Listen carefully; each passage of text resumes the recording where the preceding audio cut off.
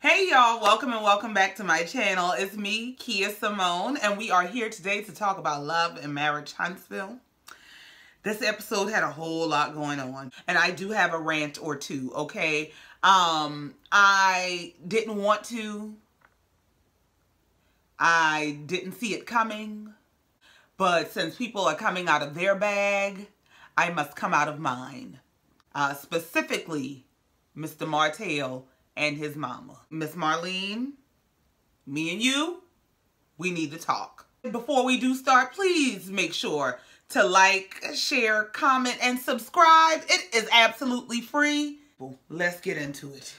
So the episode kicks off with Kimmi and Maurice meeting on some parcel of land that they have purchased to build a house that is apparently somewhere separate and apart from Scott Manor. They're discussing, plans on how to design the house and what it could look like when Maurice kind of drops that, yeah, this will be a spec house that they can sell. And so Kimmi is like, well, hold up. This ain't for our dream house?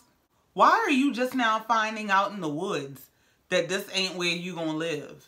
Maurice is going, no, I never planned on living here. I, always planned to build something and sell it. This is actually going to be the next leg of your career in real estate. Well, what in the women's rights hell is going on here that you gonna just come tell me in the middle of the damn woods that you are planning my career moves?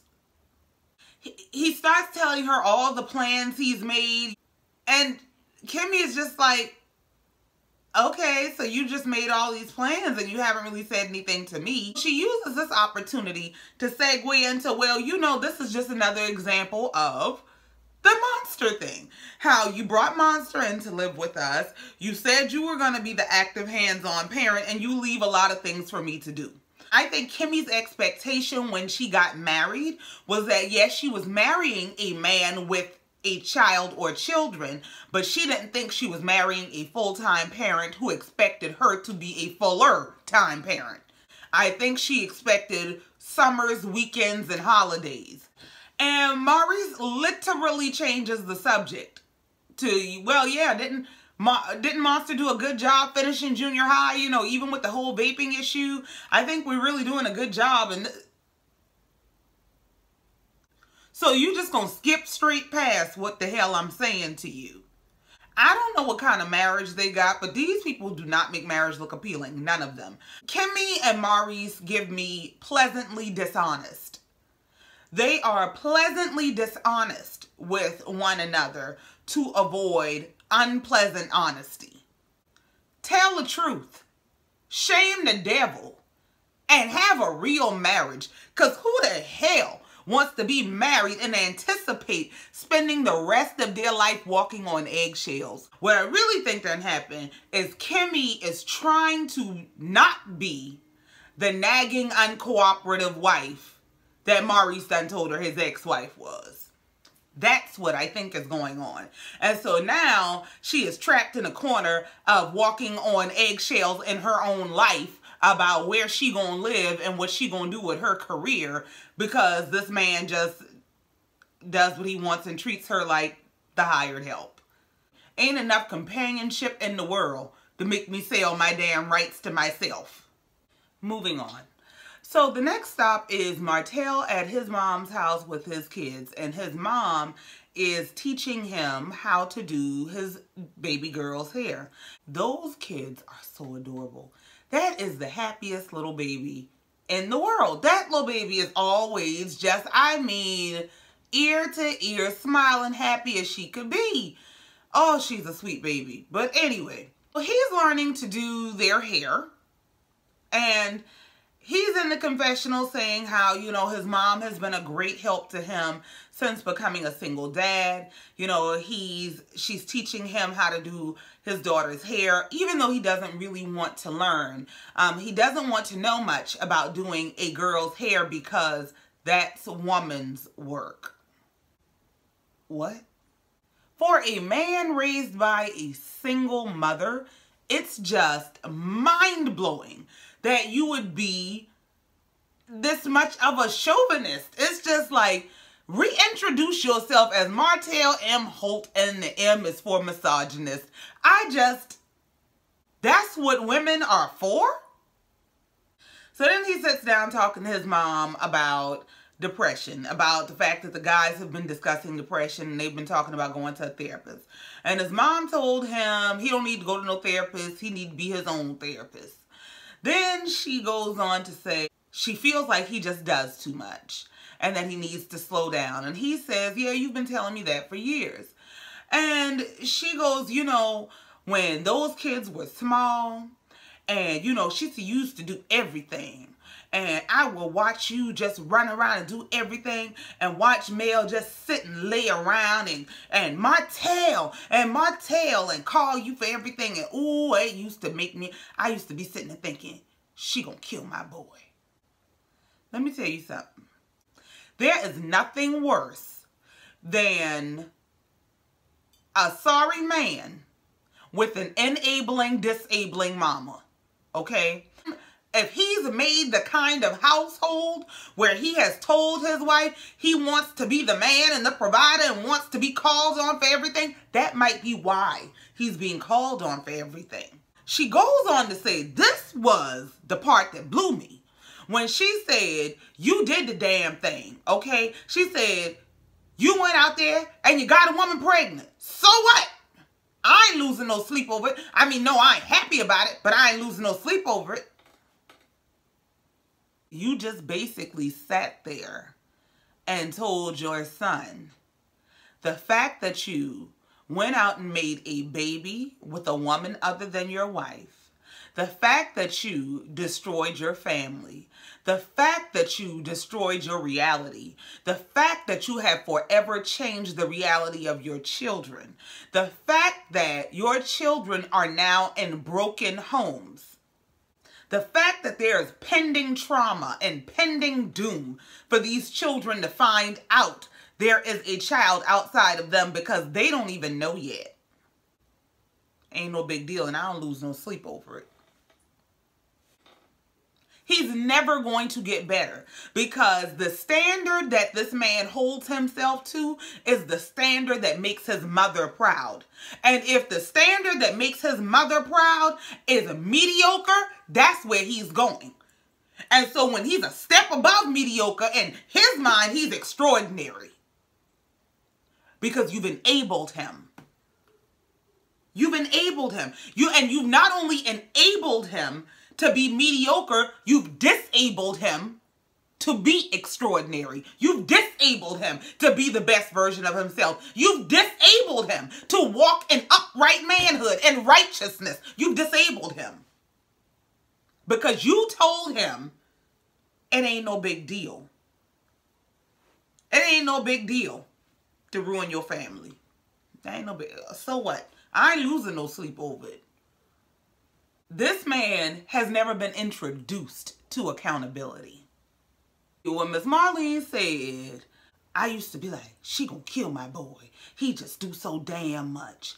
You know what I heard? I heard Celie at that damn table where she said, if he hadn't have been your boy, he might have made somebody a halfway decent man. One thing I cannot stand is a mother-in-law that's in competition with her son's wife. You are in a totally different place, race, and lane in this man's life. And for you to be bothered by the fact that he provides for, or that he cares for, that he takes care of, that he is gentle toward, that he caters to his wife, the fact that that's a problem for you says a whole lot is going wrong. What it tells me is he is your emotional husband and you're jealous of the other woman, his wife. You can't claim to love your grandkids the way that you say you love your grandkids and then enable their father, encourage their father in damaging their mother, in destroying their family. It does not work like that.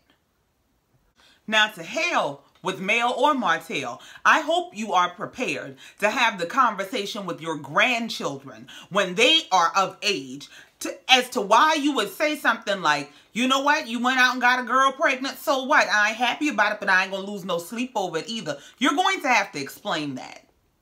I just want you to be aware. And I get that you love your son. And I get that you want to support your son. And I get that you don't want to see everybody beating up on your son. But to protect him from accountability is to protect him from becoming a man. You got a 40-year-old, 5-time fathered boy. Why you caring about your boy? Now, I didn't want to have to drag Miss Marlene, okay? Okay? But I was quite triggered. When when I tell you I don't do meddling mother-in-laws, when I tell you I don't do jealous mother-in-laws, when I tell you I don't these mother-in-laws that encourage their sons to be betrayed, you are literally encouraging your son to destroy himself.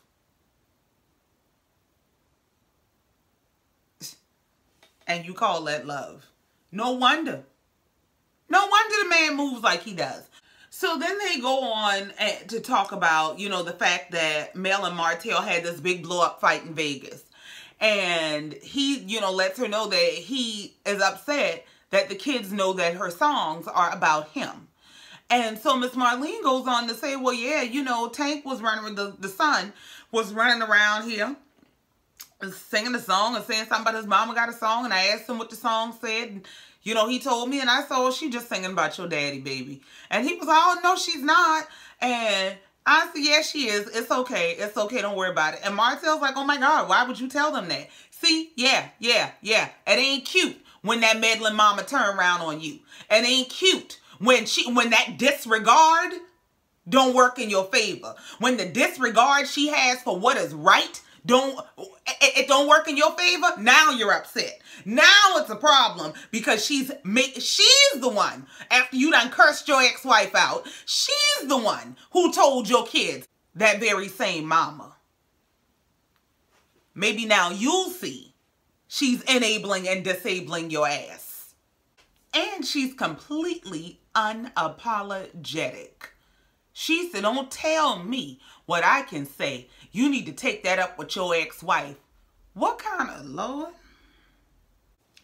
Now, while Martel just realized he got his own mess to clean up that his mama made, I'm moving on. So the next stop is Maurice and Martel meet for therapy with Dr. Francis. Marcel was supposed to meet them as well, but he just didn't show up. So they give him a FaceTime call. He's out for a run and said, hey guys, I'm just not into it. So yeah, I'm not coming to that. Maurice says, well, I think the reason Marcel isn't coming is because he's not sure that he's feeling the things that he said he feels. Basically, in so many words, this mofo ain't really depressed. He just saying some shit to back people up off him and get them out of his face. So that's why he ain't coming. So Dr. Francis comes in. He sits down and starts talking. He, you know, gets introduced to Maurice, and we know he know Martel. So they start talking, and this was a really, really good session.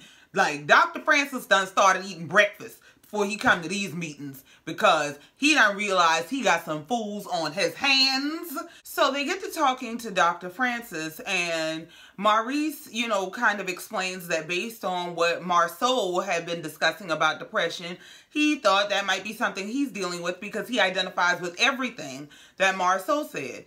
And so Dr. Francis, you know, starts asking some questions to really kind of get to the bottom of it, because Dr. Francis don't think no damn body depressed. Maurice asks, is this just what it's like? Basically, should I expect to just be stressed out all the time? Is that what it is to be a high achiever? So Maurice goes on to tell Dr. Francis that he feels like his wife is competing with his work. You know, he had all these plans and things that he wanted to do, and then he got married, and, you know, basically his wife is in competition with his career. And Dr. Francis shut him all the way down. Dr. Francis, absolutely not. You are not going to sit here and blame your wife. Your wife is not in competition with anything. You are creating competition between your career and your wife. And he breaks down that Maurice has 2 wives. That you are committed to your wife and to your job like it's your wife. And you have to learn how to prioritize. And Dr. Francis warns him, you know, he said, be careful that the degree to which you want entrepreneurship is not the degree to which you're willing to sacrifice your relationship. He talked about how your unavailability, especially with your children, can affect how your children see themselves. For some reason, this was Martel's cue to drag Mel. So he's in the confessional, but I 100% agree with Dr. Francis, because I remember when Mel just kept on taking more and more and more and was putting the kids on the back burner. Fool, what? Like, Dr. Francis, please ask him what his problem is. So Dr. Francis does just that, and he starts talking to Martel about what's going on with him. And Martel basically says, I don't really want to say I've lost everything, but it feels like I've lost everything. And Dr. Francis tells him pretty much, yeah, that's what happened. You lost everything, and you're not really depressed. You're just really hurt that you've lost everything. And let's talk about that. So the next stop is we arrive at Marcel and Tisha's 5K Destiny race. It's basically a manifestation hack where each participant has put their goals on the other end on some sort of a stake in the ground. They're going to run toward their goals with their goal in mind the entire time, and you don't stop until you reach your destiny. Everybody shows up. They do the run. Tiffany and Mel cheat. They went over the river and through the woods and got to the finish line before everybody. So Tiffany comes in with this dumb speech about everyone has a different journey to success as her excuse for why they cheated and cut through the route on the, like, girl, bye. Okay, bye. I liked you last week, but bye again, bye. So they finished the race. Everybody's coming into the finish lines. Marcel going out his way to outrun a child. They all get to their destiny, and this is where it goes down. So I don't know what the hell was in the air after this run, but fights just started breaking out everywhere. So first, Ms. Wanda goes over to Tisha and Marcel, and she's like, you know, I just want to tell y'all, y'all did a real good job. And by the way, I outdid them young ladies. I want y'all to know, yes, I finished the race before them young women, okay? And Marcel said, yeah, you touched down the cause hell, didn't you? Yes, she touched down the cause hell. Yes, she did. Yes, she did. They cut away to Louis and Tiffany, Kimmi and Maurice, Mel and Martel and Destiny. They're all standing around talking. And they're talking about the whole debacle at the anniversary party. This drives me up a wall when people do this. Why, in a peaceful moment when everybody is getting along, would Tiffany just announce, why is it that every time we get together there has to be a fight? Are you just dissatisfied that there hasn't been a fight yet today, and so you felt like you needed to get the party started? Like, what was the point? What was the point? So Destiny decides she's going to step in and she's going to explain to Martel everything that he does wrong and that why he's, you know, causing these fights. And Martel mama stepped in like the enabling gangster she is, okay? Now, one thing I will say. One, I agree with Miss Marlene in this instance. Destiny needs to mind her business. Destiny is living vicariously through Mel and Martel. You won't talk about your own marriage and the situations that have happened in your own marriage, but you got everything to say about their marriage. You're also using this as an opportunity to get everything off your chest that you need to get off your chest. You're using Martel as a husband by proxy, okay? Go find LeBaric. Tell LeBaric all this. Tell LeBaric what he did wrong. Tell LeBaric how you feel, and then come back and tell us all your business, because you ain't telling us nothing and you and everybody's business, and we are real tired of it. And so I agree with Ms. Marlene when she was like, listen, you're going to need to mind your business. This ain't your husband or your ex-husband. You're going to need to find your ex-husband if you want somebody to argue with. But she said, I'm just tired of everybody jumping on my boy. Now, we already know. We already know how we feel about your boy. Here's where it really got real for me. When Destiny decided she was going to argue with Martel's mama. And not only was she going to argue with her, she was going to get loud with her and challenge her about, well, you weren't there. And don't do that. I'm his friend. Don't do that. And when she went on at the end to say, I'll check you another day because your bodyguard is here today. And she said, no, I'm not his bodyguard. I'm his mama. Well, your mama bodyguard. I'll catch you another day.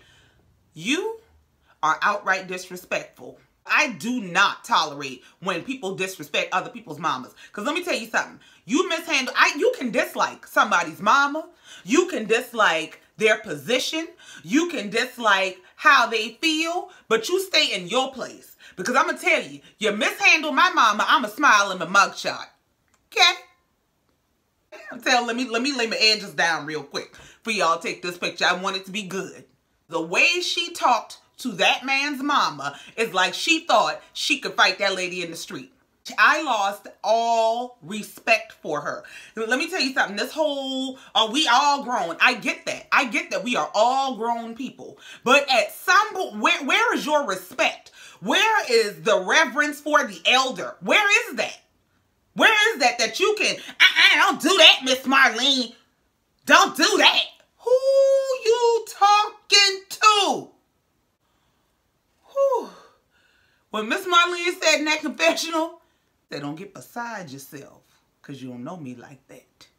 And I am a mother. Yeah, we know you just had a baby, but I'm somebody's mama.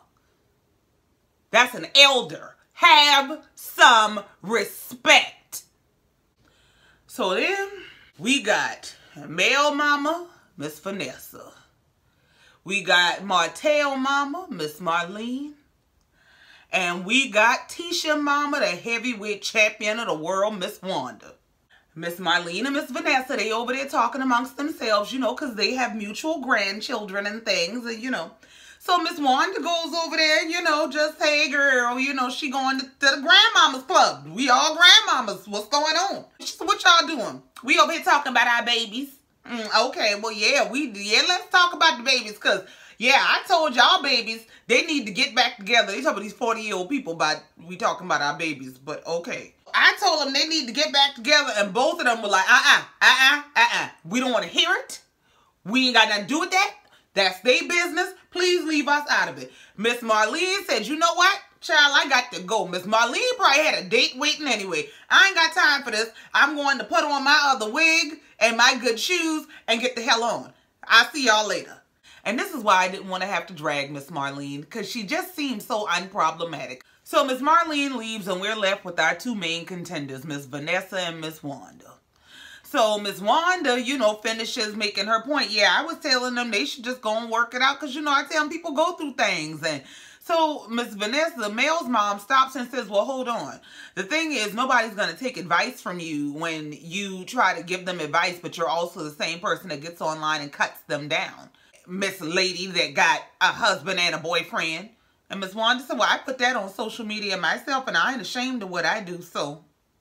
Next thing you know, these two is hardcore arguing. Ms Wanda said, well, didn't you cheat too? Didn't you sleep with a married man? And she, woman, please, I've never dated a married man. Ms Wanda said, oh, I'm just asking. Well, me too, Ms Wanda, because I'm trying to figure out where you get this baby from that devastated a whole family and couldn't meet her siblings till she was 18, which you ain't never dated a married man self. Maybe you ain't dated him, but you sure had a baby with him. So Ms Wanda said, I'm just asking a question. And Ms Vanessa says, well, for you to come at me with that trash, I don't do ghetto. Well, baby, ghetto about to do you. Because, she pissed Ms Wanda off. Ms Wanda got in that confessional. Ms Wanda had her good wig on in that confessional. You look good, Ms Wanda. Ms Wanda said, baby, when I get ghetto, you gonna know. She said, because when I get ghetto, this wig is coming off. These earrings gonna be on the ground and these shoes is getting kicked off because I'm about to get on your ass. That's when I'm ghetto, okay? You know Miss Wanda is the heavyweight champion of the grandmama world. I don't know why you thought you was going to play with her today. Miss Wanda got her hair up in a bun too. She got her a good fight style. Miss Wanda done got her exercise in. She feeling real pumped. So Mel comes over trying to figure out what's going on in the midst of her mama calling Miss Wanda ghetto. Tisha comes over and starts trying to break up the fight. Mel's mama is bringing up the whole thing again about, oh, she made the comment about the kids might want to cut the kids' hair and this, that, and the third. And so Tisha basically had to settle the whole thing. She said, let me tell you something, both of y'all are wrong. Y'all have both been wrong. She said, Miss Vanessa, you're a cyber bully. Mel's mama is dramatic and unnecessary. I am so sorry. Tisha is in the middle of trying to diffuse this argument that they are having as grandmothers because y'all can't manage yourselves. And Tisha goes to put her hand on Ms Vanessa's arm. Don't put your hands on me. You are a full-on Karen. And in that moment, Ms Wanda was like, she's not trying to hurt you. She's really just trying to talk to you. Well, she don't have to put her hands on me. You are a nasty, miserable, bitter individual. And when Tisha pulled her mama to the side and her mama said, listen, I was 2 seconds from choking that, okay? I said, Ms Wanda, I understand. So after Tisha basically explains that they're both wrong, you know, and Mel's mom cops to it, she says, well, you know what, you're right. Yeah, because we're both defending our daughters. And so, and Ms Wanda said, yeah, I just go all the way hard for mine. Basically, I'll beat your so, okay? And Mel said, see, Ms Wanda, we all have things that we could work on. She said, just like we were trying to calm it down and you riled it right back on up. Ms Wanda said, yeah, because that's who I am. Basically, you better let your mama know I will drag her by her wig today. And Tisha made a very good point. When Tisha spoke to the fact that Mel's mama called Ms Wanda ghetto. And Tisha said, well, here's the thing. We're both from the country. Like, ain't neither one of us city girls. She said, so the fact that you can articulate better doesn't make you better. And I felt that that was a completely out of place comment. And it absolutely was. It was pretentious and condescending. And let me tell you something. Let's just get something out the way. I'm going to demonstrate this for you. Because I don't like pretentious and condescending people. I am an individual of high intelligence. I can articulate and orate in a way that is succinct and distinct. I can speak with clarity and diction that will make the king check himself. I'm still ghetto. And that's the best damn part. Let me break something down for you. You gotta be real careful how you judge people and the fact that you mask your mess better, okay? The fact that you dressed your mess up better don't mean you're better. It means you're better at disguise. Go play with somebody else. Got baby that's devastating. You had a baby that devastated a whole family and you think you're better? Girl, that is ghetto.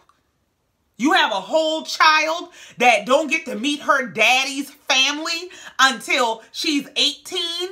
That's ghetto. The outside baby for a man that has a whole family? That's ghetto. The interrupting paternal relationships with your grandchildren and their father? That's ghetto. You want to talk about what's ghetto? I got ghetto for you. The thing is, and it ain't nothing wrong with being ghetto. And the issue ain't being ghetto. The issue is that you think it's an insult. With your country apple ass. So when Ms Wanda was in the confessional talking about how she was going to snatch her wig off and throw her earrings down, kick them shoes off and jump on that ass, I understood. She was quite offended at being called ghetto, as she calls it. She don't call it ghetto. She said ghetto. I'm going to show you ghetto. Don't show him ghetto. Don't show him ghetto, Ms Wanda. Keep your wig on, Ms Wanda. Ain't worth it. So Tisha pulls Ms Wanda to the side and say, listen, mama, you can't keep doing this. You can't. Ms Wanda said, I was about to grab her by the throat. She said, I'm so glad you came over there and grabbed me because I'm 2 seconds from choking her. And she said, mama, you too old to be out here fighting. And I'm getting too old to fight on your behalf. Okay? Because see, Ms Wanda, that type of mama, she used to, you know, if it's some lightweight, I'm going to tell my daughter, come handle this light work real quick. Okay? Mama, I'm getting too old for that. I got churn on my own. I got back problems and things. Please, please. Please, I need you to stop, okay? Because now every time I try to go out for drinks, I got to fight somebody behind the stuff that you done said to them. And so Ms Wanda's like, you know, I'm not trying to cause a bunch of drama for you. I'm really not. But I know a snake when I see one. And Tisha, in so many words, basically said, well, you got to trust that I can see the snake too. Trust the daughter you raised. Trust that I can see the snake too and let me handle it. I got it. And Miss Wanda's like, all right, well, I guess. She said, even about the whole Kimmi thing. She said, Kimmi brought up to me in Vegas that you done come and told me she cursed you out like a dog. And Kimmi said she ain't said all that. Miss Wanda said, well, you know, whatever Kimmi told you is all well and good. However, she was very disrespectful. And I agree with that. She was disrespectful. Now, maybe Miss Wanda had put 10 on pump 5. But, you know. Tisha in the confessional says, you know, we think Miss Wanda done had her last infraction. So the episode ends with Miss Wanda finally getting sanctioned. They done been threatening her. And now Miss Wanda, you is on real life probation. You can't come to none of the parties for a while. And we see that next week, Mel and Martel are going to resume their fighting. We come off the fight night grandma edition, and we going back to the Mel and Martel, okay? They over there, he's carrying on about she went to dinner with some man at their favorite restaurant. Martel, y'all no longer have a favorite restaurant because y'all ain't married no more. But we'll talk about that next week, okay? Okay.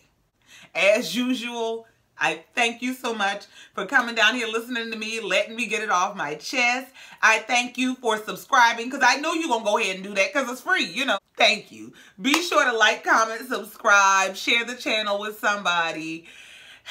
As always, thank you for listening.